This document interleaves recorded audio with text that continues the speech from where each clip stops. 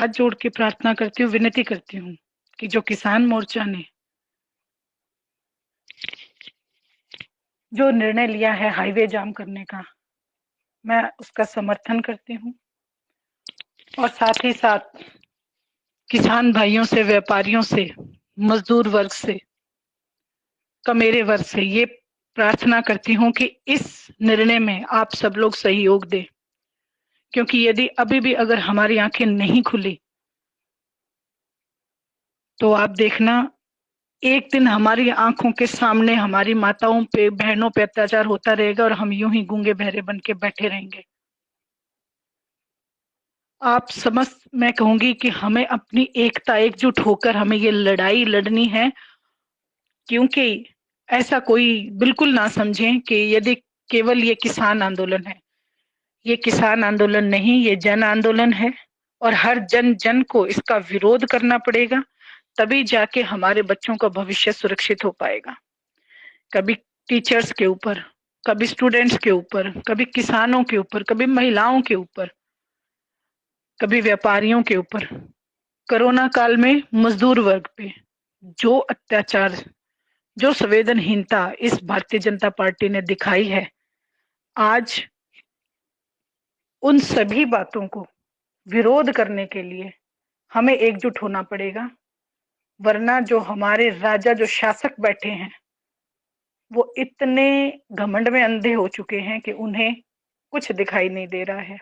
आज जो हिसार में लाठीचार्ज हुआ, मैं उसकी घोर निंदा करती हूँ और दिल से आहत हूँ कि क्या ये हरियाणा प्रदेश है जिसमें हर साल तकरीबन इस भारतीय जनता पार्टी ने किसी ना किसी चीज को लेके जातिवाद भड़का के आग में झोंकने का काम किया है। और आज तो सीधा सीधा पुलिस प्रशासन को सामने, किसान के सामने लाके खड़ा कर दिया। और बुजुर्ग मेरी माताएं जो अपने बच्चों के लिए लड़ाई लड़ने के लिए आगे आ रही हैं, उनके साथ ये अत्याचार हुआ।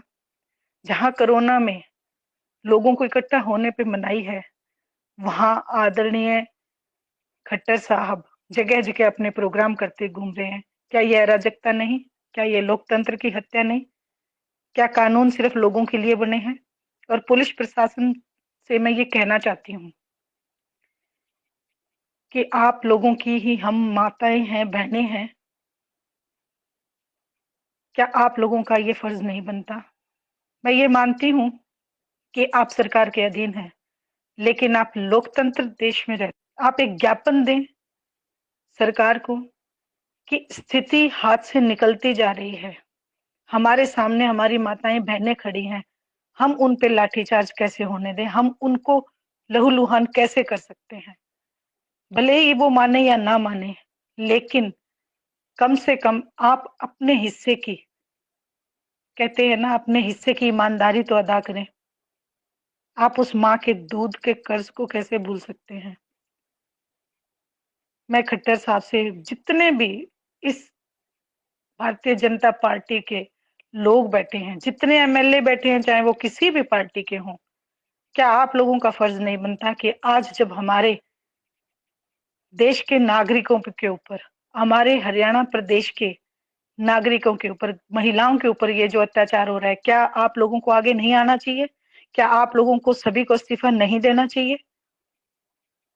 हरियाणा प्रदेश की जनता आपसे ये जवाब मांग रही है, आपके सामने झोली फैला के खड़ी है कि कोई तो आओ किसान के साथ, कोई तो आए किसान भाइयों के पक्ष में आके इस कुर्सी को छोड़ के खड़ा हो जाए।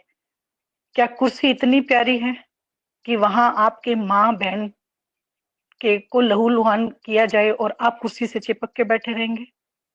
तो इन्हीं सवालों के साथ मैं आप सब लोगों का एक बार पुनः फिर हाथ जोड़ के प्रार्थना करती हूँ कि इस आंदोलन में किसान भाइयों के साथ डट के खड़े हो जाएं, क्योंकि यदि किसान रहेगा तो ही प्रदेश खुशहाल रहेगा।